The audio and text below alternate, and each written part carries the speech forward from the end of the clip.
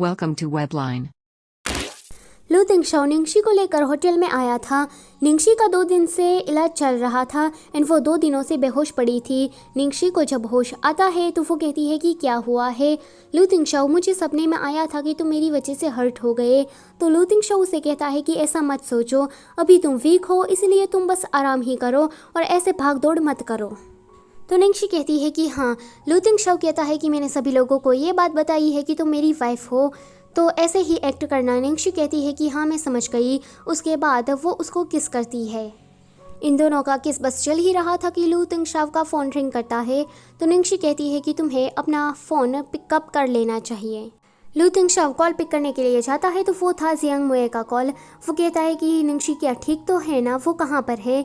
तो लू तिंगशाओ कहता है कि माफ़ करना, मैं तो भूल ही गया था कि तुम्हें भी मुझे खबर देनी है।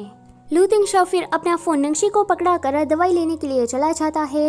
निंगशी जियांग मुए से बात करती है। जियांग मुए कहता है कि निंगशी तुम कैसी हो और तुम्हें हुआ क्या था, और तुम बिना बताए कहाँ चली गई थी, मुझे तुम्हारी काफ़ी फिक्र हो रही थी। निंगशी कहती है कि ये सब तो ठीक है, पर पहले तुम मुझे ये बताओ कि लड़कों को कन्फेस कैसे करते हैं। जियांग मुए कहता है कि क्या क्या कहा तुमने।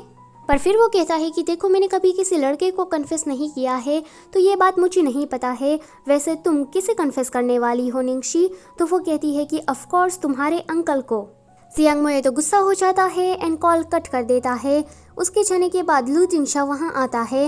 निंगशी देख रही थी कि लू तिंगशाओ ने अपने फ़ोन में इन तीनों की ही वॉलपेपर को लगाया है। वो कहती है कि ये काफ़ी ज़्यादा क्यूट है। लू तिंगशाओ इसे देखकर स्माइल किए जा रहा था। लू तिंगशाओ कहता है कि जल्दी से दवाई खा लो और सो जाओ। थोड़ी देर के बाद निंगशी उठती है और कहती है कि बॉस ज़रा आप यहाँ आइए। तो अभी लू तिंगशाओ काम कर रहा था, पर निंगशी उसे बुलाती है तो वो फट से उसके पास चला जाता है। निंगशी अपना ब्लैंकेट उतार देती है तो वो उसके सामने पूरी न्यूड खड़ी थी। लू तिंगशाओ तो शौक हो जाता है। निंगशी कहती है कि मुझे तुम्हें कन्फेस करना था, आई लाइक यू लू तिंगशाओ। लू तिंगशाओ कहता है कि इस तरह से तो तुम मुझे सेड्यूस करने की कोशिश कर रही हो। पहले तो मैं तुम्हारी चोट की वजह से डर रहा था, पर तुमने तो मुझे ग्रीन सिग्नल ही दे दिया है, अब मैं नहीं रुकने वाला। थोड़ी देर के बाद निंगशी कहती है कि मैंने तुम्हें कन्फेस किया, पर तुमने तो मुझे जवाब ही नहीं दिया। लू तिंगशाओ कहता है कि पहले कपड़े पहन लो। निंगशी कहती है कि मैं तो नहीं पहनने वाली, पहले मुझे मेरा जवाब चाहिए। लू तिंगशाओ कहता है कि लगता है कि मैंने मेरा बेस्ट नहीं दिया है।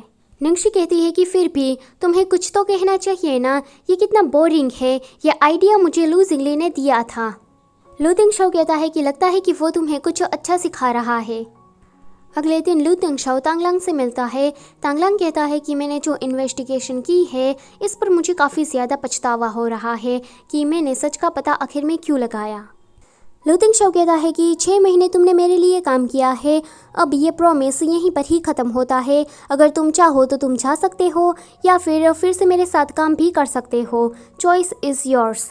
तांगलांग कहता है कि मुझे तो मेरी बहन से छलन होती है कि उसका नसीब कितना अच्छा है। तो लू तिंगशाओ कहता है कि मैं चंग फेंग को कह दूंगा कि तुम्हारे लिए कोई दूसरी जॉब ढूंढ ले। तो वो कहता है कि थैंक यू बॉस, पर वो लू तिंगशाओ के गले पर निशान देख लेता है।